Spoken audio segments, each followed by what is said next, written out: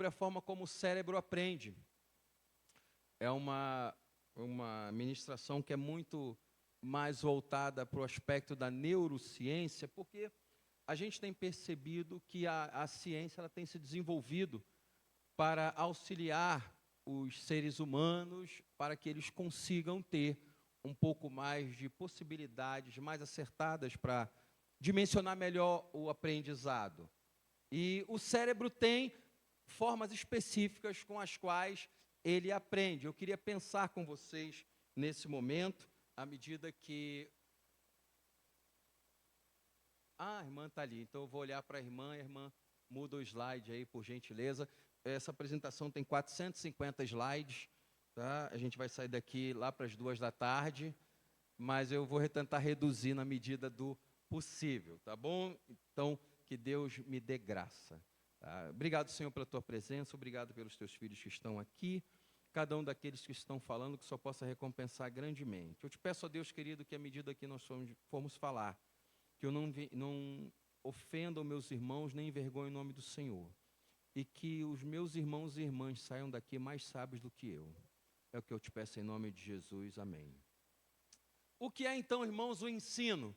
Está aí no slide, o ensino é a passagem de informações, habilidades e conhecimentos que ocorre por meio de um processo educacional em diferentes contextos, como escolas, universidades, empresas e também em casa, através da educação familiar, possibilitando um crescimento cultural, pessoal, financeiro e profissional. O pastor Adriel falou aqui sobre a importância de você se preparar, colocar o seu intelecto à disposição de aprender sempre mais alguma coisa para melhorar a sua vida. Não é pecado o crente estudar, não é pecado o crente se preparar para servir melhor o Senhor. Na verdade, nós entendemos que quanto mais você se prepara para servir o Senhor, melhor o seu serviço será feito. Se isso na esfera secular é uma realidade, imagine então na esfera espiritual. Próximo slide, por favor. O ensino também é fundamental para a preservação e disseminação do conhecimento. Isso é importante porque vai garantir que as gerações futuras tenham acesso às conquistas e descobertas do passado. Às vezes a gente pensa que a ciência que existe hoje é algo que foi inventado agora, quando na verdade, nós, me permita essa expressão, estamos surfando na onda de pessoas que vieram antes de nós e fizeram descobertas e invenções que hoje nós estamos utilizando como sendo importantes para o nosso dia a dia, para a nossa vivência. O próximo slide. Deus também dotou o quê? O ser humano com a capacidade de, o quê? Ensinar. E isso é importante. Você pode aprender sem ter um professor, mas você não pode ensinar se não tiver alunos. E Deus, ele dota o ser humano com a capacidade não apenas de aprender, mas também de ensinar. Ou seja, aquilo que vocês estão aprendendo, vocês têm a possibilidade de repassar como informações para as próximas gerações. Por isso que o apóstolo Paulo, quando escreve a Timóteo 2,2, ele diz: Timóteo, aquilo que você aprendeu de mim, ensina-o a homens idôneos que tenham capacidade de ensinar outras pessoas. Então vamos lá. Paulo, primeira geração, ensina a Timóteo, segunda geração. Esse Timóteo vai ensinar a homens idôneos, terceira geração, e a quarta geração. Os homens idôneos ensinam a outras pessoas. Então o ensino ele vai se disseminando através de, digamos assim, gerações, pessoas que vão sendo alcançadas através do ensino. Próximo slide. Ensinar exige também o quê? Competência. E tem que ser competência específica. É preciso dedicação. Romanos 12,15 fala: aquele que quer ensinar, o faça com desleixo. Não, irmão, é o quê? Com dedicação. Se você não se dedica ao ensino, não espere ser tão usado por Deus assim. Talvez seu ministério seja outro, mas se você quer ensinar, você precisa se dedicar ao ensino. E leva tempo para o ministério do ensino ser exercido com excelência. Ninguém ensina com excelência de um dia para o outro. Ninguém chega numa classe de escola dominical e começa a falar com habilidade de um momento para o outro. Na primeira aula que você vai dar de escola dominical, você gagueja, você treme, você lê o texto errado, você fica preocupado que alguém vá fazer algum tipo de pergunta, não é? O que eu vou falar só acontece lá no Rio de Janeiro, né? Tem um grupo de professores lá que está ministrando, mas eles têm dificuldade de interagir com o aluno. E aí, quando ele está ministrando, tem um aluno ali no meio que ele começa a levantar a mão para fazer uma pergunta, e aquele professor está ministrando, olhando aquele aluno levantar a pergunta, e em espírito ele está orando: o Senhor te repreenda, Satanás. Está repreendido. Porque ele não quer responder perguntas, ele só quer transmitir informações, mas o ensino ele acaba sendo gerado quando há uma interação, quando a gente consegue ter essa possibilidade, dentro do tempo que nos é dado, de poder fazer algum tipo de interação nesse aspecto. Próximo slide, por favor. Aí eu queria abordar com os irmãos um assunto que tem sido muito corrente no ambiente da educação e, às vezes, até mesmo dentro da igreja, quando se fala sobre a chamada pirâmide do aprendizado. E não sei se os irmãos vão gostar do que eu vou falar, tá? Mas vou entregar o que não é meu. Ou se a gente tem algumas dificuldades com a neurociência e a chamada pirâmide do aprendizado. Definindo resumidamente a aprendizagem e o ensino, passemos para um mecanismo que tem sido muito divulgado em nossos dias a professores e alunos com o objetivo de uniformizar a forma como o conhecimento é recebido, absorvido e mantido, que é a chamada pirâmide do aprendizado. O que essa pirâmide faz? Não sei se dá para ali, ficou um pouquinho claro ali, mas essa pirâmide no topo, ela diz que você aprende 10% quando você lê, 20% quando você ouve, 30% quando você observa, 50% quando você vê e experimenta, 70% quando você discute uns com os outros, 80% quando você faz e 95% quando você ensina aos outros, não é? É assim que geralmente a pirâmide do aprendizado é repassada em alguns ambientes educacionais como sendo a forma exata com que o ser humano aprende alguma coisa, tá? E os irmãos podem ficar tranquilos que o slide que eu estou passando, eu já deixei aqui uma cópia com o pastor Adriel, os irmãos quiserem podem pegar uma cópia com o pastor Adriel, e ali os irmãos podem recepcionar melhor aquilo que eu estou falando. Ressaltamos que como... O próximo slide, por favor.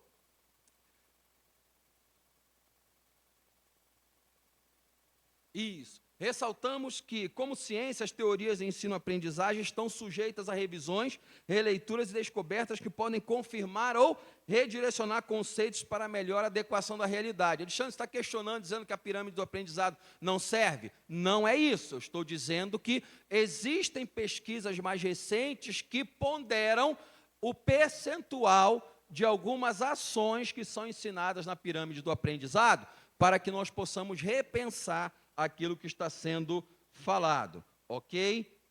Próximo slide, por favor.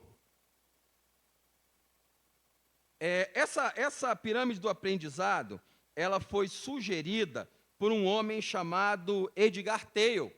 Esse cientista, ele era um homem dedicado ao ensino e ele deu aí a ideia de, no seu livro Métodos Audiovisuais de Ensino, ele sugeriu um cone da experiência, não era uma pirâmide do aprendizado. Esse homem chamado Edgar Thiel, ele, pelo menos a literatura atribui a ele a origem desse chamado cone da experiência. E no cone da experiência, o próximo slide, por favor, ele vai trazer uma sugestão. Esse aí é o original do livro dele, em inglês, onde eu tenho ali a primeira e a segunda edição, então eu estou mostrando para os irmãos de onde eu estou tirando o que eu estou falando, não é? Isso não é revelação, não é, eu creio na revelação, acho justo, mas existem algumas coisas que a gente tem que explicar de onde a gente está tirando para a gente chegar ao coração dos irmãos. Então, esse Edgar Thiel, nos Estados Unidos, ele posicionou nesses dois livros o cone da experiência como sendo uma possibilidade de sugestão de como o ser humano consegue aprender. Então, ele sugere o seguinte, que a base, na sua literatura, a base do topo desse cone não é mais importante que a parte de cima. Isso está no original do livro que ele publicou. Próximo slide. E ali, o Cone da Experiência, ele traz a sugestão ali o seguinte: você tem vários níveis de aprendizado, não é? Você tem os símbolos verbais, os símbolos visuais, você tem a forma como você ouve. Então, Edgar Dale, ele trouxe essas informações não como percentual do tipo, você aprende 10% se você ler, se você ouvir, você aprende 20%. Até porque quando a gente vai ver o que a Bíblia diz, o apóstolo Paulo, por exemplo, ele diz a Timóteo: persiste em ler, exortar e ensinar até que eu vá. Ele primeiro diz que se você quiser exortar e ensinar, primeiro você precisa ler. Então, a base do conhecimento das Sagradas Escrituras é a transmissão através, não apenas da audição, mas também da leitura. Ouve, Israel, o Senhor nosso Deus é o único Senhor. E depois diz: amarás ao Senhor teu Deus de todo o teu coração, de toda a tua alma e de todas as tuas forças. Observe que ouvir e ler nas Sagradas Escrituras tem um valor muito grande. Mas para a pirâmide do aprendizado, conforme ela é ensinada, você aprende muito pouco lendo e ouvindo. É algo para a gente avaliar, algo para a gente repensar. Próximo slide, por favor. Não há uma base científica para confirmar essa teoria, pois podemos aprender muito mais do que o percentual que ela está falando. Ou seja, eu acabei de dizer isso, você pode aprender muito mais do que 10% lendo, você pode aprender muito mais do que 20% somente ouvindo, mas vai depender de alguns fatores que vão auxiliar você nesse processo do ensino e aprendizagem. Próximo slide. Então, o que a neuroeducação traz de novidade nesse aspecto? Próximo. A neuroeducação é uma divisão da neurociência aplicada à educação, visando enriquecer o processo de ensino-aprendizagem por meio de uma compreensão mais profunda dos processos cognitivos, ou seja, os processos que fazem com que o conhecimento seja encaixado no cérebro. Ela também busca identificar como o cérebro aprende, retém e processa as informações. Esse é o papel da neurociência. Ela tem essa característica de fazer estudos do cérebro para mostrar como que o ser humano consegue guardar informações e administrar essas informações com o passar do tempo, como a memória funciona.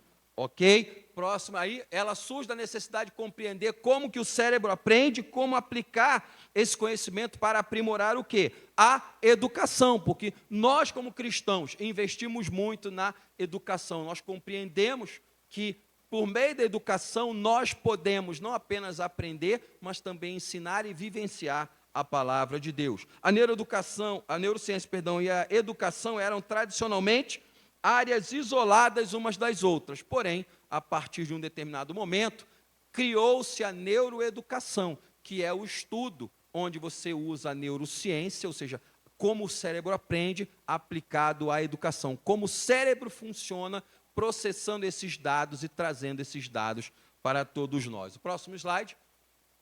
Aí, no entanto, a partir pode manter esse aí, o que foi para a gente ser mais ágil, né? Cognição é um termo relacionado a funções cerebrais e ao desenvolvimento da aprendizagem. Esse estudo busca o quê? Compreender e auxiliar o desenvolvimento da inteligência humana. Isso é importante?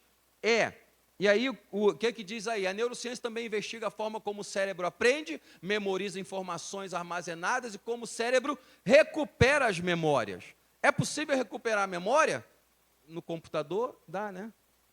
O pessoal diz que dá. Só que nós também temos a capacidade de recuperar memórias. É por isso que o estudante, quando ele vai fazer lá uma prova, ele faz um resumo, ele organiza o conhecimento para ele se preparar para recorrer à memória e fazer ali o tipo de avaliação que ele vai precisar fazer. E quais são os elementos que têm facilitado aí o aprendizado de acordo com a neuroeducação? Primeiro aspecto que eu quero destacar é o grau de alerta. O grau de alerta, tem uma moça ali com o olho todo arregalado, né? O grau de alerta é a capacidade que temos de estar atentos e vigilantes. Ele está atrelado aos horários do dia em que estamos mais aptos no aspecto atencional para determinadas atividades, e entre elas está a aprendizagem. Então, pode segurar um pouquinho, por favor? O grau de alerta é a forma como você está atento naquele horário do dia para receber algum tipo de informação. Se você não tem o que nós chamamos de grau de alerta, você não vai ter aquilo que nós chamamos de ensino sendo acontecido da forma adequada. Por isso que o grau de alerta é um elemento que a neurociência traz para que nós estejamos atentos e pensando sobre a área do ensino. Próximo slide, por favor. Ler um texto no horário em que você está com sono não ajuda na concentração. Assistir uma aula em horário de sonolência prejudica também a concentração. Eu tenho uma filha adolescente e ela, de manhã, misericórdia, ela reclama, por que eu tenho que ir para a aula? Isso é um castigo. Luísa, vamos para... Não, mas eu não queria estudar de tarde, mas foi você que escolheu estudar de manhã. Não fui eu. Por quê? De manhã, pelo menos para os adolescentes que vão fazer aí o ensino médio, entende-se que eles têm uma aptidão melhor para guardar informações. Tem outras escolas que fazem com que o estudante adolescente estude à tarde, não é? Mas aí tem que ver que tipo de horário seria mais adequado para esse tipo de estudante estar ali na escola para aprender as matérias e se preparar para um Enem, para a universidade. Agora, tem que ver, por exemplo, você fazer a leitura de um livro ou de um texto num horário em que você está com sono, você não vai aprender nada, não vai reter nada, porque seu grau de atenção está sendo prejudicado. Você com sono dificilmente consegue guardar ou reter alguma coisa na memória. Mas, Alexandre, e o sono? Ele tem um fator importante? É claro que sim. No momento em que nós dormimos e descansamos, o cérebro vai recalibrando o conhecimento que nós adquirimos ao longo do dia e vai fazendo com que aquele conhecimento seja colocado no devido lugar para ser utilizado depois. Mas o conhecimento não vai funcionar se você estiver dormindo, se você estiver num estado de sonolência. É por isso que às vezes a gente tem na igreja, né, a gente quando vai ministrar num horário da tarde, percebe que os irmãos, assim, depois do almoço, estão tendo aquela experiência de pré-arrebatamento de espíritos, não é? O que a gente faz? Irmãos, fiquem de pé, vamos lá, levanta a mão, estica a perna. Por quê? Porque nós entendemos que no estado de sonolência você não consegue aprender muita coisa, você retém quase nada. É preciso que o seu grau de alerta esteja vigente para que você consiga aprender alguma coisa. Por isso, não é bom, você vai fazer a leitura de um livro, não leia aquele livro no horário em que você está com sono. Alexandre, eu tenho uma dificuldade, eu vou ler, começa a ter sono. Então, leia o que você precisa ler em um outro horário, que você consiga ter esse grau de alerta bem aguçado. Próximo slide. Ali. Uma pessoa não aprende nada novo enquanto dorme. Por quê? Porque o cérebro está consolidando o que recebeu ao longo do dia, recalibrando as memórias. Não sei se o pastor Jamiel lembra disso, mas teve uma onda aqui no Brasil, uns anos atrás, não sei se é da tua época, se bem que tu é quase da minha idade também. Teve estou quase entregando meio mundo aqui. Houve uma divulgação muito grande nas mídias sociais na época, que você poderia aprender uma língua dormindo. E aí, você comprava um produto, geralmente aquele produto era caríssimo, você recebia fitas cassete, recebia um fone, e a sugestão que era passada era que se você dormisse ouvindo alguém falando alemão, ao longo do tempo você ia desenvolver a competência necessária para aprender o alemão. Não é? Só que assim, quando você está dormindo, você não aprende nada, porque o seu grau de alerta não está no modo voltado para o aprendizado. É por isso que esse método não funcionou.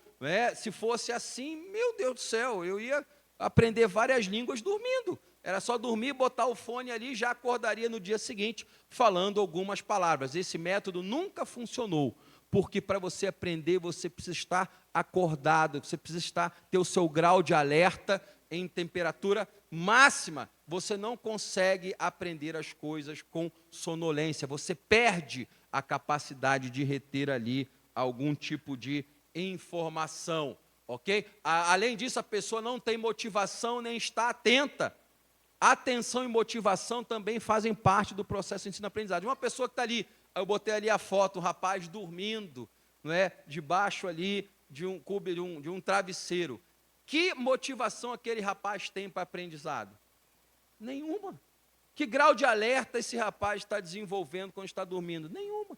Por isso que o aprendizado, ele se dá quando nós estamos acordados. E durante o sono, o que é que nós estamos fazendo? O nosso cérebro está funcionando, né? Nós não temos essa percepção, mas o cérebro, durante o sono, ele recalibra as informações que você recebeu ao longo do dia e vai armazenando na memória para que ela possa ser utilizada depois. Então, há um tempo certo para você ficar acordado e há um tempo certo para você ficar dormindo. E eu espero que você não durma na igreja. Não é? Tem gente que diz, eu vou para a igreja, durmo, mas não falto o culto. Né? Então, assim, não é bem para assim que você vai aprender alguma coisa. Próximo slide, obrigado. Foco atencional. Da mesma forma que eu disse que é preciso que seu grau de alerta esteja em voga, é preciso também o que nós chamamos de foco atencional. O que é o foco atencional? É a capacidade de priorizar o processamento de uma informação específica. Ele ajuda a memória a recordar das coisas. O quão focado seu aluno está influencia a capacidade do aprendizado, pois no foco atencional o cérebro seleciona o que ele vai armazenar. Exemplo, eu gosto muito da matemática, pelo menos nas 4 operações básicas. Quando mistura número com letra, misericórdia. O meu cérebro entra em processo de sobrevivência e desespero, porque eu tenho mais facilidade com as letras e as 4 operações básicas. Tudo bem. Agora, quando mistura número e letra, equação de primeiro grau, equação de segundo grau, está rindo a contadora ali, né? Tá bom, deixa que depois no almoço a gente conversa. Então, cada ser humano tem alguma facilidade com alguma coisa. Eu estou dizendo que eu tenho dificuldade nesse aspecto. E o meu foco atencional, geralmente, qual é? É para a área das ciências humanas. Então, quando a gente vê um estudante da escola dominical, ele tem ali, ou um estudante do ensino médio, um estudante do ensino fundamental, que ele tem dificuldade com matemática, ou com português, ou com história, com geografia, pode ter certeza que talvez o foco atencional dele esteja direcionado para uma outra área. Hoje em dia tem se falado muito na área da educação sobre competências múltiplas. Não existe, como diziam antes, aluno burro, aluno incompetente, aluno que não conhece, não consegue aprender. Existem alunos que têm uma dificuldade para determinadas outras coisas, mas ele desenvolve outras competências para outras áreas. E é isso que a gente tem que aproveitar. Nem todo mundo tem as mesmas competências. Agora, nós precisamos fazer o possível para alcançar o coração do aluno, atingindo dele o quê? O foco atencional, chamando a atenção dele para aquilo que é importante. E isso faz uma diferença para nós, como professores de escola dominical. Seu cérebro ignora algumas informações e retém outras. Ele despreza o barulho de uma conversa que interrompe e se concentra naquilo que é importante. Eu lembro que quando eu ia estudar, era uma coisa complicada. Eu fazia o possível para não ficar perto de pessoas que ficavam falando muito. Por quê? Às vezes, quando você está numa sala de aula e você está tentando prestar atenção, se alguém conversa do seu lado, a sua mente começa a acionar. O que está acontecendo? E a nossa percepção fica dividida. Eu tenho que prestar atenção naquilo que o professor está falando, mas, ao mesmo tempo, tem uma pessoa do meu lado falando uma conversa paralela que não vai me ajudar a reter a informação. Por isso que é importante esse aspecto de nós termos o quê? O foco atencional. E a nossa mente, ela faz o possível, ainda que de forma inconsciente, para a gente reter a atenção naquilo que tem importância. Então, nós temos que ter cuidado. É por isso que, por exemplo, em algumas escolas no Rio, é proibido que adolescente use celular. Por quê? Porque isso aqui faz com que o foco do adolescente fique dividido, não é? A pessoa está indo lá e daqui a pouco, o que você está fazendo? Ah, estou estudando. Aí daqui a pouco chega uma mensagem, a mensagem que chegou no celular e fez aquele barulho do sininho, acaba atrapalhando o nível de concentração do adolescente e, ouso dizer, do adulto também. Por isso que a tecnologia ela é útil e ajuda no processo de ensino-aprendizagem, mas é necessário que a tecnologia seja usada na medida certa, na hora certa, para não dividir a atenção do aluno e ele ser prejudicado assim, não retendo informações, não conseguindo aprender aquilo que é importante. Como eu disse, o cérebro ele ignora algumas informações e se preocupa em reter outras. É isso que nós estamos falando nesse quesito de atenção, foco atencional. A gente tem o objetivo e nós, então, focamos o nosso coração, a nossa mente, naquele assunto, porque aquilo ali se tornou importante para a nossa vida. Próximo slide, por favor. Pode ir? Ok. O cérebro não quer lembrar de tudo. Que isso, Alexandre? Como assim? A nossa mente não foi projetada para lembrar de tudo que nós estamos ouvindo ou aprendendo ao longo do dia. Quer ver uma coisa? Quantos aqui passaram pelo ensino médio e lembram o que é uma oração adverbial conjuntiva? Você lembra? Hã? Não? Nem eu. Tá? Mas ela existe. Mas por que a gente não lembra? Porque naquele momento aquilo era importante e hoje não é mais. O nosso cérebro não quer guardar todas as informações, então ele vai selecionando aquilo que é importante e aquilo que não é importante daqui a um tempo. Por isso que o cérebro ele tem esse mecanismo. As memórias elas são construídas, mas elas são construídas com base em critérios específicos. Por isso que nós, quando vamos ler a Bíblia, precisamos ler a Bíblia continuamente, todo dia, para guardar sempre na memória aquilo que é importante. Mas lembre-se disso, o cérebro não quer lembrar de tudo. Você não lembra, por exemplo, de todos os detalhes que aconteceram com você há 4 dias, porque as memórias serão o quê? Descartadas. Exemplo, vocês adolescentes, vocês lembram o que vocês tomaram no café da manhã há 5 dias atrás? Calma, um de cada vez. Hã? Não lembram. Porque a memória de vocês não entendeu que o que vocês tomaram café há 5 dias atrás é importante para hoje.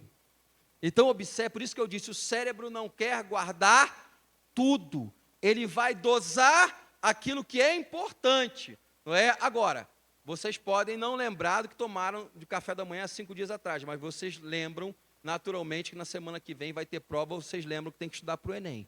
Isso vocês lembram, ainda que vocês não estejam estudando com essa finalidade. Mas vocês sabem que aquilo ali vai ser importante para vocês lá na frente.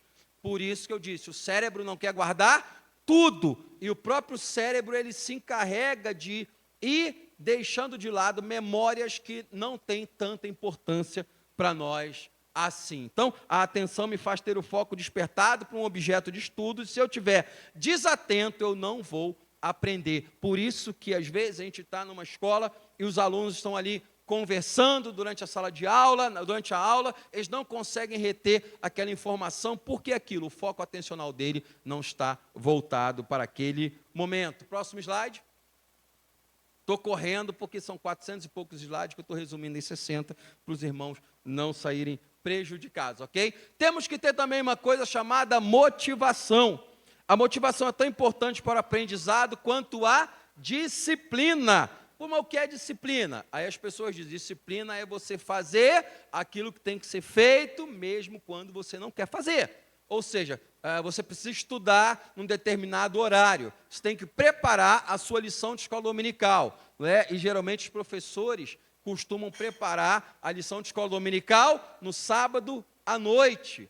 Puxa, mas podia ser um pouco mais cedo? Podia, mas assim, cada um tem a sua realidade. Ainda assim, nós precisamos levar em consideração que a motivação ela é tão importante quanto a disciplina. Disciplina é você fazer aquilo que precisa ser feito, mesmo que você não queira fazer. Mas você também precisa desejar estudar, e a motivação tem esse nível de importância para o aprendizado. A motivação é tão grande para o aprendizado quanto a disciplina.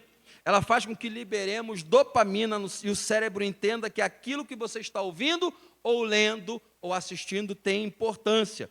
A sua motivação faz a diferença. Se você está curioso com um assunto, o seu cérebro vai liberar mais dopamina e chamar a atenção daquele assunto para que você se dedique a estudá-lo. Por isso nós estamos dizendo, motivação faz diferença. Eu, por exemplo, não tenho motivação nenhuma para estudar cálculo 1, 2 e 3. Deus me guarde. não faz parte da minha realidade. Mas, por exemplo, estudar teologia, estudar língua portuguesa, estudar uma língua original, isso já faz parte do meu trabalho. O meu foco e a minha motivação para esse tipo de área, por força da minha vida profissional e ministerial, está mais voltado nesse aspecto.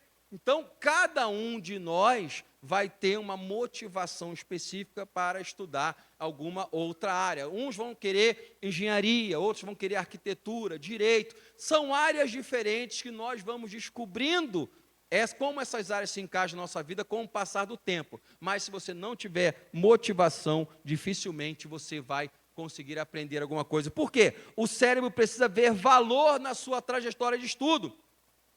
Se eu estou estudando uma disciplina e eu não vejo importância nela, a minha motivação tende a ir embora.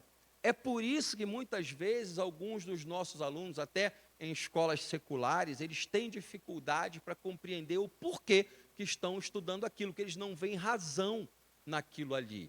Não é? Por que eu tenho que estudar, por exemplo, trigonometria? Eu estou enchendo a paciência com o negócio de matemática, misericórdia.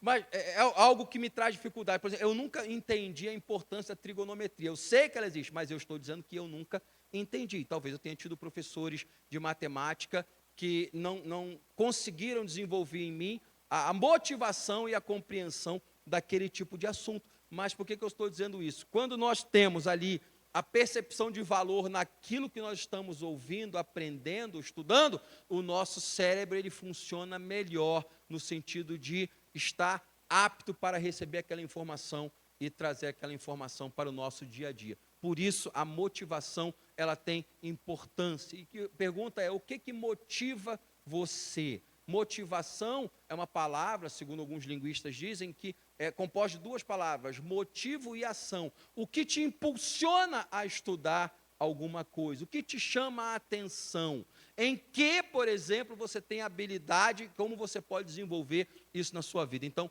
são peculiaridades do ensino e você pode, naturalmente, ter esse tipo de pensamento. Uma outra coisa que também é importante, próximo slide, qualidade do sono. Alexandre, dormir é importante? Claro que sim. 1/3 da sua vida, subentende-se que você vai passar dormindo.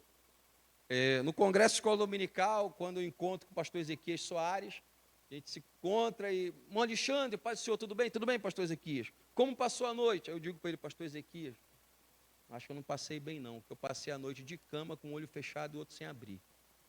E ele começa, mas estava dormindo? É claro que estava dormindo. Porque o sono faz parte do processo da vida. Uma boa parte da vida da criança, ela passa dormindo. Mas mesmo dormindo, a criança, o cérebro da criança já funciona. Enquanto a criança está no ventre, as sinapses, que são as comunicações dentro do cérebro da criança, dos neurônios, já está acontecendo. Às vezes nós pensamos que uma criança não aprende, mas ela já está aprendendo dentro ali do perfil que ela tem de aprendizado. Por exemplo, essa semana eu estava fazendo uma pesquisa, estava discutindo, por exemplo, com outro colega, a questão criança brincando de amarelinha. O que criança aprende com amarelinha? Misericórdia! Para quem talvez não seja da área da educação, vai olhar e criança brincando não tem importância alguma. Mas quando uma criança, principalmente as meninas, vão brincar de amarelinha, o que isso desenvolve na mente dela? Primeiro, ter a noção de fazer ângulos geométricos. Quando a criança vai lá e desenha um quadrado, e logo na parte de cima desenha um outro, e desenha 2 quadrados, um do lado do outro, e no outro, um outro quadrado em cima, isso é o quê? A criança já está desenvolvendo a capacidade de fazer o quê? Formas geométricas. O que a amarelinha também desenvolve? A capacidade de a criança fazer uns números sequenciais. A criança sabe que é 1 no primeiro quadrado, no segundo quadrado 2, nos outros quadrados laterais 3 e 4, até chegar ao 8, 9 e 10. E outra, a questão, a criança quando vai brincar de amarelinha, ela desenvolve o quê? Coordenação motora. Ela vai ter que pular, não vou fazer, porque o pastor já me chamou a atenção ali, não, imagina, filmar ali o pastor da dancinha, o pastor do quadradinho, não fica coisa esquisita. Mas pensa, a criança vai chegar, ela vai pular num quadrado, no outro ela vai pular em 2, ela precisa, com a coordenação motora, ocupar o corpo dela em 2 lugares diferentes. Mas isso é brincadeira amarelinha, mas através da amarelinha uma criança já está preparando o seu cérebro para outras competências quando ela começar a se desenvolver um pouco mais.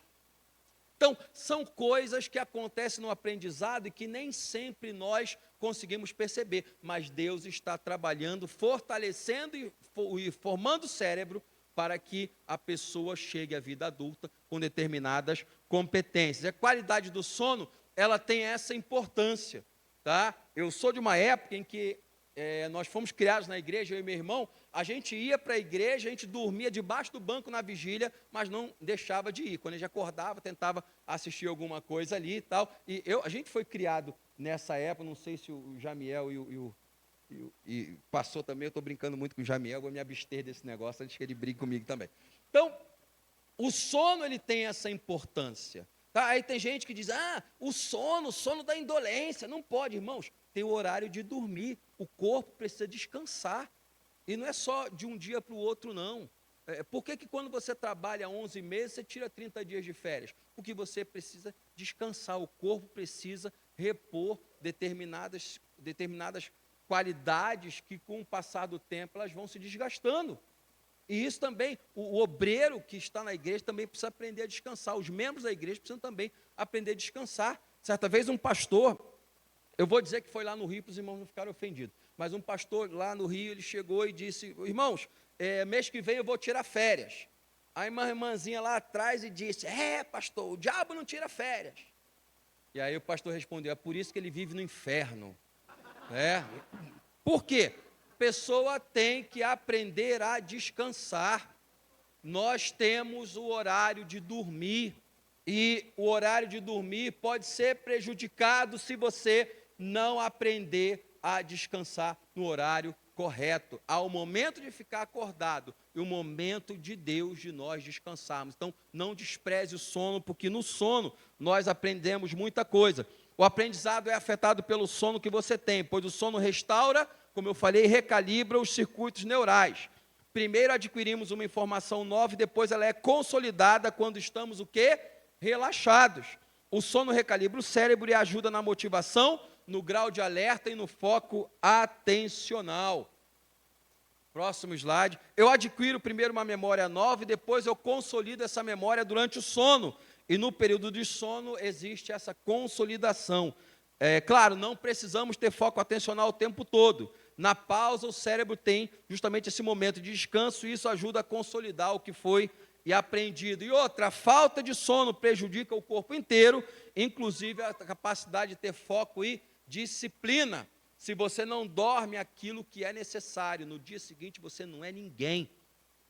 E você precisa ter um horário para descansar. Eu não estou incentivando os irmãos à preguiça. Eu estou incentivando os irmãos a administrarem esse bem que Deus lhe deu, que é o corpo, de acordo com aquilo que Ele planejou. Ao momento de você ficar acordado e ao momento de você dormir. E até Jesus dormiu. Quando ele estava lá no barco, junto com os discípulos foram de um lado para o outro, no lago de Genezaré, e Jesus, que estava cansado, ele fez o quê? Foi dormir. De repente surge uma tempestade. E os discípulos ficaram preocupados, por quê? Marcos fala que a tempestade naquele lago foi tão grande que a água que estava do lado de fora, agora estava entrando do lado de dentro do barco. E os discípulos estavam acostumados com aquilo, mas a tempestade estava além do controle. E ali eles acordaram Jesus. Jesus acorda. O que houve? O senhor não está vendo? A gente vai afundar. Olha, Jesus tranquilo, como quem acabou de acordar. Fica tranquilo, mar, cala a boca, vento, fica quieto. Pronto, está resolvido. E aí o curioso é que a Bíblia diz depois que os discípulos ficaram com medo de Jesus. Porque Jesus estava no mesmo barco dele. Quem é esse que acalma a tempestade? Às vezes o crente tem algumas reações muito engraçadas. A gente ora para que o Senhor resolva algumas coisas, e quando Deus resolve, a gente fica, não é possível, que isso, como aconteceu? Foi Deus, fruto da tua oração, varão. Então creia naquilo que Deus pode fazer na sua vida também. Amém? Outra coisa que funciona, que é muito importante, as emoções. Mas Alexandre, emoção tem alguma influência no aprendizado? Sim. Vá assistir uma aula de português com raiva, para ver se você consegue aprender alguma coisa. Venha para a escola dominical atribulado com o seu irmão. Acontece lá no Rio de Janeiro. A gente tinha lá na igreja um diácono que, como diácono, ele era uma bênção. Pensa, a gente está assim, dirigindo o culto, a gente só olhava para ele, no olhar ele já sabia o que a gente queria. Ele ia lá e, irmãos, mas quando sentava na escola dominical, a gente está dando aula de um assunto, daqui a pouco ele trazia uma pendência que ele tinha com outro obreiro, no meio da aula, e a gente ficava assim, meu Deus, fulano, isso aí não tem nada a ver com a aula. Não, olha só, isso aí é gabinete pastoral. Você vai lá, conversa com o irmão, e a Bíblia diz o quê? Você tem alguma coisa contra o seu irmão, vai lá e acerta com ele. Não é para expor aqui na aula de escola dominical, aqui não é o espaço, aqui é espaço para aprendizado, mas existem coisas que você precisa resolver no privado com aquele que você acha que te ofendeu. Então, cada coisa no seu devido lugar. Então, as emoções, ela tem uma função muito importante na forma como nós aprendemos. Se você tem alguma coisa contra um professor, com certeza, tudo aquilo que ele for falar, por mais que seja importante, você vai detestar, você vai rejeitar, porque emocionalmente você já deixou claro que há uma barreira entre você e aquela pessoa. As emoções colaboram ou prejudicam o processo de ensino-aprendizagem. A apatia diante de uma disciplina ou aula diminui a capacidade de retenção de informações ou de modificação de um comportamento. O professor que chega na sala de aula com provas para serem aplicadas aos alunos pode gerar emoções distintas nos alunos se eles já esperassem a prova ou se a prova era surpresa. Eu geralmente fazia isso com os meus alunos lá na FAECAD, quando eu dava aula de Novo Testamento e grego, para a gente testar a emoção dos nossos alunos. Eu chegava, gente, olha só, hoje a prova surpresa, mas professor, só não falou nada, é claro, por isso que é a prova surpresa. Se eu dissesse antes, vocês iam se preparar. Eu quero saber como é que vocês estão estudando a matéria durante o decurso desse semestre. Então, você chegar e dar uma prova surpresa para um aluno causa uma emoção diferente daquela emoção que é advinda de uma prova que é trazida dentro do calendário daquela instituição. Então, a emoção tem uma diferença, ou tem uma capacidade de intervir, fazer uma intervenção no processo de ensino-aprendizagem. Por exemplo, vá estudar quando você está com raiva, quando você está triste, quando você teve uma briga com o seu colega. As emoções afetam a forma como nós aprendemos. Um aluno que está, por exemplo, passando pelo divórcio dos pais. Às vezes a gente vê um aluno na escola dominical, um adolescente, um jovem com um comportamento diferente. E a gente nem sempre procura conversar com aquele adolescente, com aquela criança, com aquele jovem, para saber o que está acontecendo. Mas ele em casa está passando um problema que só Jesus na causa. E qual é o comportamento que aquele adolescente está passando pelo divórcio dos pais vai ter na igreja? Como que ele vai reagir a determinadas situações? Ele vai ficar ali, corpo presente, ouvindo aquela coisa, e aí depois o professor pergunta, e aí, o que a Bíblia diz sobre isso? E ele, sei lá, não sei. Aí vai parecer o quê? Que aquele aluno é rebelde ou revoltado ou displicente, quando na verdade ele está passando por uma situação pessoal que está afetando a sua emoção. É comum, por exemplo, que uma pessoa preocupada com o assunto fique pensando nele algumas vezes no dia, obrigando o cérebro a canalizar energia para esse assunto e desviando de outros assuntos. Quando você, por exemplo, fica preocupado, puxa, eu vou casar, não é? E caramba, eu tenho que fazer, eu tenho que ver isso, tenho que ver aquilo, vai para a sala de aula pensando no dia do casamento. O que vai acontecer? Você não vai se concentrar, porque o seu foco atencional, a sua energia emocional está direcionada para um outro caminho, para um outro aspecto, um outro tipo de situação que ocupa a sua mente. Por isso, esse tipo de situação também influencia na forma como nós aprendemos. O próximo, por favor. Técnicas que podem ser usadas pelos professores de escola dominical. Primeira técnica, faça aplicações do que está sendo ensinado aos seus alunos. Muito do que os alunos conseguem reter está relacionado às aplicações que o professor faz acerca do que está ensinando. As interações criam conexões entre o que está sendo ensinado e o aluno, de tal maneira que os conceitos ensinados possam ser absorvidos com mais facilidade. Uma das coisas que facilita o aprendizado é você aplicar aquilo ali à vida do aluno ou aplicar aquele conhecimento àquilo que o aluno está aprendendo. Quando você não aplica, o aluno entende que aquilo ali não tem importância, é só conteúdo que está sendo passado para cumprir, como a gente chama lá no Rio, cumprir tabela.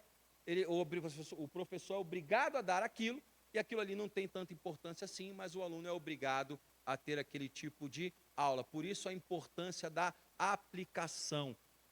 A aplicação é importante? Sim. Quando, por exemplo, você vai ler um texto, não é? E aquele texto está ali diante de você, você precisa aprender aquele texto, como você vai usar aquele texto ali na sua vida? Como que você vai adaptar uma realidade das Sagradas Escrituras para o seu dia, para a sua vida pessoal, para o momento que você está vivendo? Isso nós fazemos na aplicação, quando a gente pega aquele conteúdo e aplica o conteúdo ao coração dos nossos alunos. Ok? Próximo slide, por favor. Desperte nos alunos a curiosidade para o próximo tema do trimestre. Não sei se os irmãos perceberam, quando eu dei a aula de manhã sobre a escola dominical, eu recapitulei as lições anteriores para depois situar os irmãos na lição que nós íamos ministrar pela manhã. Faça uma revisão, mostre para eles a importância daquilo que vai ser tratado. Isso chama a atenção do aluno e desperta nele um lado emocional, preparando para a aula que ele vai assistir. Você, professor, a CPAD, quando ela faz a publicação das revistas, ela está investindo no aprendizado ativo, na metodologia ativa. Por quê? O aluno já tem todo o conteúdo que ele vai estudar no trimestre, ele já recebe no primeiro domingo.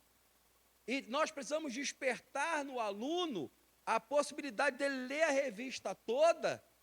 Por que não?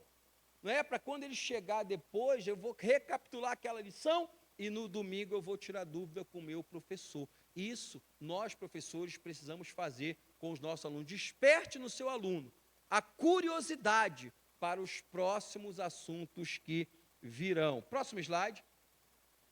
Uma excelente forma de despertar a curiosidade dos alunos é fazer perguntas e dar a ele oportunidades para falarem.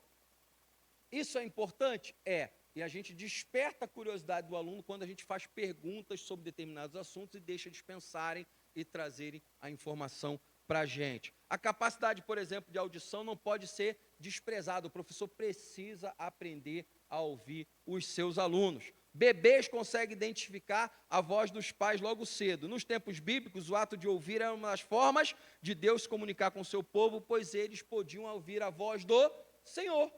Quantas vezes o profeta era usado por Deus? Assim diz o Senhor. Olha, Deus está falando, isso é importante para nós. Deus está dizendo? É importante. Se Deus não falou nada, vamos consultar então a lei escrita para saber o que vai ser trazido. Uma excelente forma de despertar a curiosidade dos alunos, como falei ali, é fazer perguntas. A próxima, Isaías diz: inclinai os vossos ouvidos a mim e a vossa alma viverá.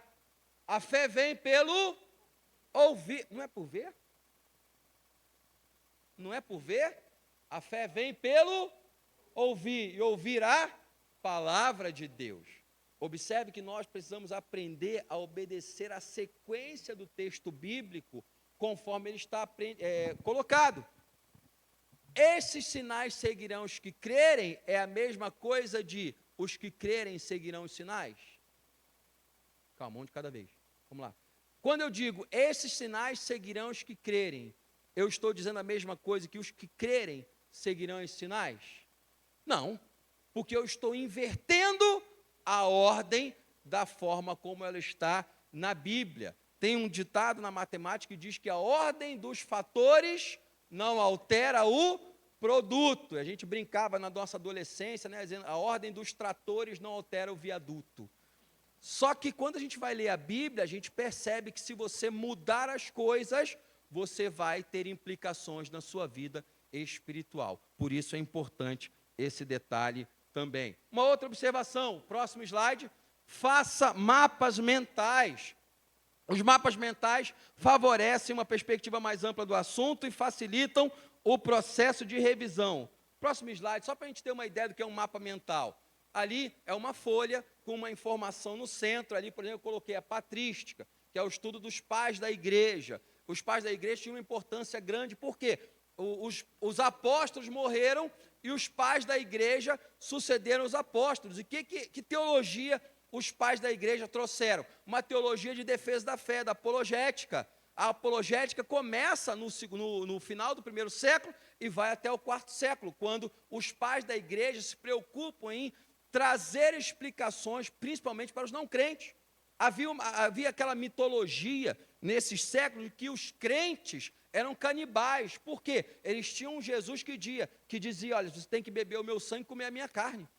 Então, o romano, quando ouvia isso, ele dizia o seguinte: o crente, o cristão, o seguidor de Jesus é um canibal, é um monstro, não pode ver em sociedade. Então, os pais da igreja, eles vão surgir nesse momento para explicar a fé e defender a fé dos ataques que estavam acontecendo no primeiro século, segundo século, terceiro e quarto. Por isso, a importância de você colocar ali um mapa mental, onde você coloca o assunto principal dividido em vários tópicos. Isso facilita a memorização do aluno. Próximo, faça revisões. O cérebro tem uma memória de trabalho cuja duração é muito curta, pois dura de poucos segundos a 3 minutos. Próximo slide. Se o cérebro entender que a informação que está sendo colocada é relevante, ela será recolocada na parte da memória curta, ela pode ter aí uma duração de até 6 horas. Próximo slide. Se os dados dessa memória forem relevantes para o cérebro, serão colocados na memória de longa duração, que pode perdurar por horas, dias ou anos. Portanto, os dados que ficam na memória de longa duração não são alocados imediatamente. Leva horas para que o seu cérebro processe a informação, dizendo que essa informação é importante para a vida e a outra informação nem tanto. Lembra que eu perguntei aos adolescentes se eles lembravam que eles tinham tomado café da manhã há 5 dias atrás? Eles não lembraram. Eu fiz de propósito. Por quê? Nem eu lembro que eu tomei no café da manhã de ontem. Imagine os adolescentes, eu estava brincando ali com eles. Por quê? O meu cérebro entendeu que aquilo ali não era tão importante para a minha memória, tá ok? Então, a gente tem que levar esse aspecto em consideração. O cérebro arquiva essas memórias e, à medida que esse arquivo vai sendo consultado, o processo de revisão ele vai acontecendo. Por isso que é importante você fazer revisões sempre. Lembre-se, as revisões ajudam você a reter o conhecimento. Próximo slide. Nós estamos acabando. Aprenda a reativar a memória do cérebro. Como eu disse, ele não quer lembrar de tudo, por isso ele seleciona o que é importante para você. Isso acontece quando ele percebe, por meio de certos mecanismos, o que é importante. Por que o cérebro despreza um conteúdo e guarda outro? Porque é você o responsável por fazer de forma consciente isso que a sua memória vai retratar. Quando você lê um texto e volta e lê aquele texto de novo, e lê mais uma vez e vai recapitulando aquilo, o seu cérebro associa a ideia de que aquilo ali é importante, ele vai te ajudar ali a fazer aquele tipo de trabalho. É por isso que alguns estudantes têm aquele chamado branco na prova. O que aconteceu? Eu estudei tudo, chegou na hora, deu branco. Na verdade, o branco aconteceu porque o cérebro não reteve a informação, porque o cérebro entendeu que a informação não era importante. Por isso, o processo de revisar sempre faz uma diferença para que nós possamos fazer o processo ensino-aprendizagem cada vez ser melhor. Próximo, revisar o conteúdo reativa o processo de memória. Treinar, por exemplo, um instrumento musical, revisar uma matéria, fazer cartões com dicas resumidas, tudo isso faz parte desse processo de revisitar o conhecimento e o cérebro que agradece. Quem vai tocar um instrumento? Ele tem que ficar treinando. Foi feita uma pesquisa na Europa com estudantes de piano.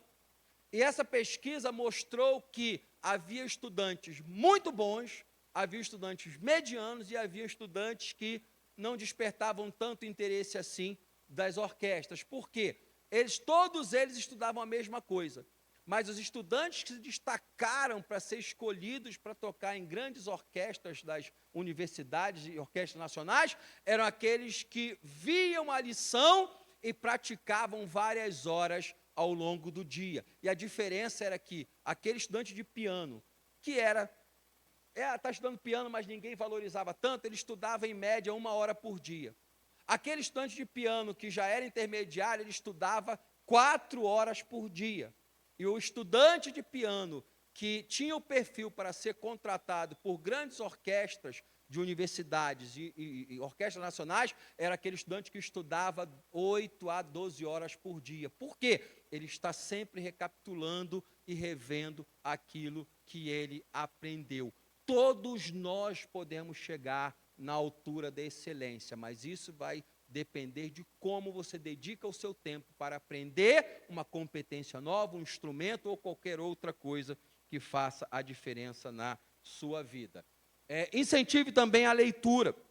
Muito do que aprendemos vem de conteúdos escritos.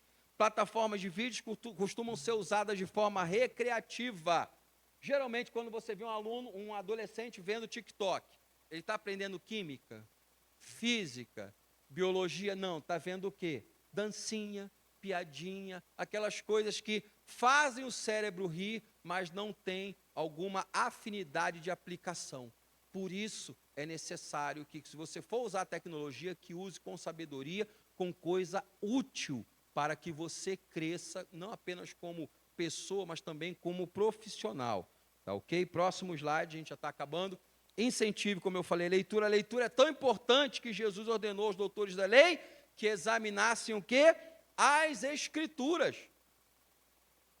O pessoal chegou e, quem é você? Eu, filho de Deus. Mas qualquer um pode dizer que é filho de Deus. Então veja os sinais que eu estou fazendo. Não, o pessoal não queria aceitar. E aí Jesus disse, olha, examinai as Escrituras, porque elas dão testemunho de mim. Então Jesus, ele orienta os doutores incrédulos da lei a que fizessem a leitura da lei, porque na leitura da lei eles encontrariam aquilo que Jesus estava falando. E Paulo escreve a Timóteo, persiste em ler, exortar e ensinar até que eu vá. Paulo também escreve aos Colossenses, que a palavra de Deus habite pobremente em vós. Desculpa. Que me confundi aqui, irmãos. A palavra de Deus habite o quê? Ricamente em vós. Colossenses 3,16. Porque a leitura, a audição e prática da palavra de Deus fazem diferença. Quando Apocalipse diz, bem-aventurado aquele que lê, e aqueles que ouvem a palavra dessa profecia, era uma prática comum no primeiro século, uma pessoa ler e as outras ouvirem. Por isso que ele fala, bem-aventurado aquele que lê no singular e aqueles que ouvem no plural. Bem-aventurado aquele que lê e aqueles que ouvem as palavras dessa profecia. Por que quando a gente abre o culto público, a gente faz questão de ler uma porção da palavra de Deus? O fato de você ler uma porção da palavra de Deus abençoa você que está lendo e aqueles que estão ouvindo. É a palavra de Deus que diz isso. Por isso que a gente investe na leitura da palavra de Deus e na audição da palavra de Deus também. Se você tem dificuldade, mas eu não tenho tanto tempo para ler, coloque lá no seu Spotify, tem vários exemplos de Bíblias digitais, você pode ouvir ouvindo a palavra de Deus, dirigindo. Você, mulher que está lá arrumando a casa, cozinhando, às vezes pode ser difícil você parar um tempo para ler as Escrituras, mas você pode ligar o rádio e colocar lá, ou o Spotify, ou qualquer outro desses instrumentos, mecanismos digitais de sons, você pode botar lá para ouvir a palavra de Deus e a Bíblia está habitando ricamente na sua vida e você está sendo abençoado porque você ou está lendo ou está ouvindo a palavra de Deus. E eu não estou inventando nada, quem diz isso é a própria palavra de Deus. Uma outra coisa, dê livros de presente. Próximo slide. Mas Alexandre, dá livro de presente, tem uma ali, nosso irmão ali, seu nome? Roberto, tem ali, uma banca com livros. Já pensou que quando você compra um livro, você está abençoando alguém? Que você está dando conteúdo escrito para que aquela pessoa possa ser abençoada, sair do lugar comum e ser alcançada? Isso faz diferença. A leitura tem importância. E quando a gente vê, por exemplo, a pirâmide do aprendizado, que valor que a pirâmide do aprendizado dá à leitura? 10%. E nós sabemos que se você tiver foco atencional, a emoção adequada, se você tiver descansado, todas essas informações, você vai fazer uma leitura adequada, não só da palavra de Deus, mas vai crescer também como professor ou professora de escola dominical, lendo outros conteúdos que fazem parte do seu crescimento. Dê um livro infantil para uma criança. Criança, irmãos, não lê como adulto lê. A gente vai trabalhar, a gente trabalha na CPAD há 27 anos, a gente vê lá livros infantis que chegam, a gente avalia a qualidade do livro e para que público aquele livro existe. Às vezes, quando você vê um livro com figuras grandes e pouco texto, aquele livro ali é para um pai ou uma mãe fazer leitura para aquela criança. Quando o livro já tem ilustrações, mas tem a quantidade maior de texto, é um livro próprio para crianças que já foram alfabetizadas, estão se aplicando à disciplina da leitura. Por que, por exemplo, as revistas de jovens, adolescentes e adultos têm poucas ilustrações nenhuma? Porque já é um público afeito à leitura. Eles já conseguem ter um pensamento abstrato para construir mentalmente memórias e informações com base nos símbolos que são as palavras. Isso faz diferença. Isso é desenvolvimento pessoal. Então, dê livros coloridos para crianças. Irmãos, nem sempre é fácil ler para crianças. Eu sou pai de 2. Meus filhos, o meu mais velho está com 23. Minha filha está com 17. Mas às vezes eu chegava em casa, na hora de dormir, eles chegavam, pai, lê essa história para mim. E eu lia. Aí ele, de novo. Aí eu ia lá e lia a segunda vez. De novo. Aí lia a terceira vez. De novo. Pelo amor de Deus, o que você quer aqui?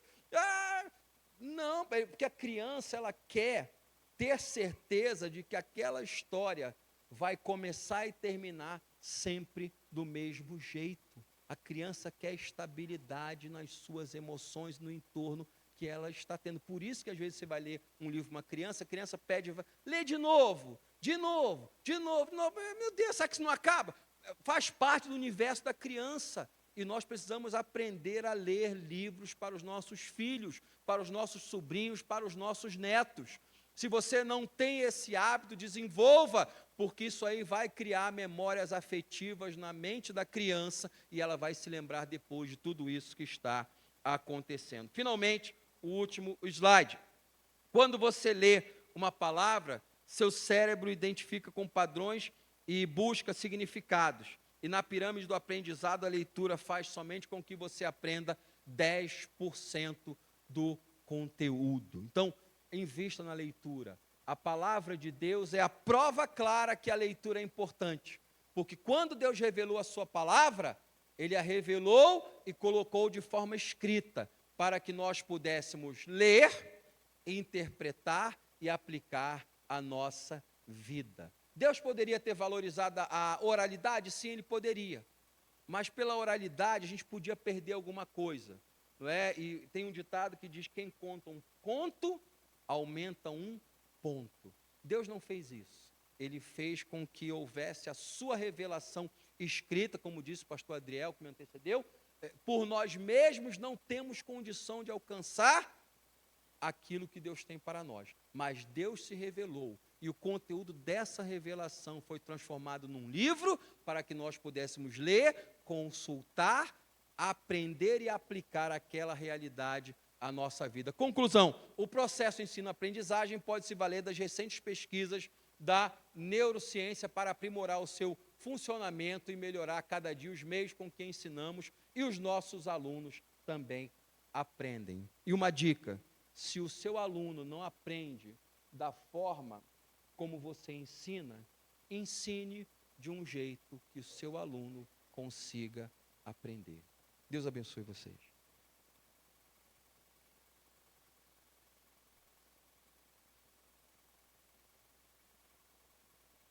Ficamos em pé.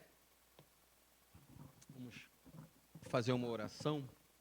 Pedir que Deus faça com que haja no nosso coração, na nossa memória, talvez não tudo que você ouviu nessa manhã, mas que o Espírito te faça lembrar aquilo que Ele ensinou. Lembre-se que Jesus deixou claro isso. Primeiro você aprende para depois ser relembrado de alguma coisa. Às vezes nós pensamos que ser pentecostal é receber revelação de Deus. Não, porque Deus vai me fazer, Deus vai me mostrar na hora da prova o que eu tenho que fazer. Não vai. Se você não estudou, se você não se preparou, Deus não tem compromisso de fazer milagres. Os milagres, eles acontecem dentro da vontade de Deus, mas quando nós seguimos princípios que são adequados e que Deus instituiu. Por isso que às vezes a gente vê um aluno, vai fazer a prova do Enem, ele é um aluno crente, garoto da igreja, uma moça da igreja, uma bênção, mas não estudou. Aí chega na hora da prova, ele vai orar e fala, Senhor, eu não estudei, mas se eu ficar reprovado no Enem, vai ficar mal para o Senhor. Não é? E não é assim. A gente sabe que a gente precisa fazer a nossa parte. Estou falando com menção do Enem, mas vale para outras áreas da nossa vida também. Às vezes nós esperamos intervenções divinas, quando na verdade Deus está deixando claro, olha, você tinha que fazer a sua parte, você tinha que estudar, você tinha que aprender, você tinha que ter foco atencional, você tinha que saber descansar, que tudo isso faz parte do processo de ensino-aprendizagem e é para a glória de Deus. O seu culto tem que ser racional, você precisa usar a sua mente, o seu intelecto para cultuar o Senhor, glorificar a Deus e aprender as verdades das Sagradas Escrituras. Eu vou orar por você e pedir que Deus abençoe sua vida, que Deus te faça refletir naquilo que foi falado, e acima de tudo te impulsione para aprender. Aprender talvez sozinho, aprender fazendo um curso. E lembre-se que quanto mais você oferece instrumentos no altar do Senhor, mais Deus utiliza esses instrumentos em prol do nome dEle e da glória dEle. Mas se você oferece pouco, naturalmente, talvez você tenha que ser usado pouco por Deus. Mas lembre-se disso, quanto mais você oferece, mais Deus pode trazer. Você pode ter 2 pães e 2 peixinhos, mas isso é suficiente para alimentar uma multidão, quando Jesus coloca as mãos nessa instrumentalidade. Obrigado, Pai, pela Tua presença, por cada um dos irmãos que estiveram aqui. Eu te louvo por todos aqui, Senhor, homens e mulheres, crianças, adolescentes que vieram a essa igreja e estão aqui dispostos a aprender. Eu te peço, ó Pai, em nome do Teu Santo Filho Jesus, que tudo aquilo que foi falado possa encontrar guarida nos nossos corações, nas nossas mentes. Ajuda-nos, Senhor, a valorizar o processo de ensino-aprendizagem, ajuda-nos, Senhor, a descansar no momento certo, a ter foco atencional, a ter as nossas emoções bem reguladas, e que, acima de tudo, nós tenhamos, ó Pai querido, o desejo de aprender e abençoar outras pessoas com aquilo que nós aprendemos. Que nós, ó Pai querido, possamos guardar e repassar, como o teu servo Adriel falou, aquilo que nós estamos aprendendo, porque se nós aprendemos e não repassamos, nós estamos retendo aquilo que o Senhor nos destinou para fazer. Que nós possamos, ó Pai querido, encontrar aqui homens e mulheres, adolescentes e crianças prontos para te servir com o seu intelecto, com a sua volição, e que acima de tudo, ó Pai, nós possamos ver frutos daquilo que está sendo falado ao longo deste dia. É o que nós te suplicamos em nome de Jesus. Amém.